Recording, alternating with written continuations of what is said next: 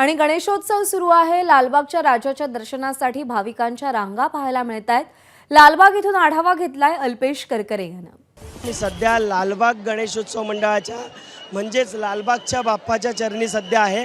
आपण पाहतोय गेल्या 4 दिवसांपासून मोठ्या संख्येनं भक्तगण राज्यभरातून देशभरातून बाप्पाच्या दर्शनासाठी येत आहेत। आपण सध्याची दृश्य पाहतोय।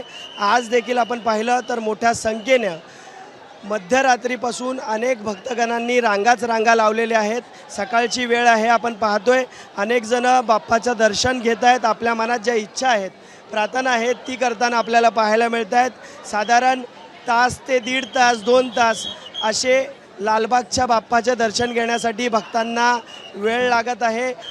वर्षाअखेरीनंतर बाप्पा आपल्या घरी आलाय, त्यामुळे हे भक्तगण हे मनोभावे बाप्पाची सेवा करतायत।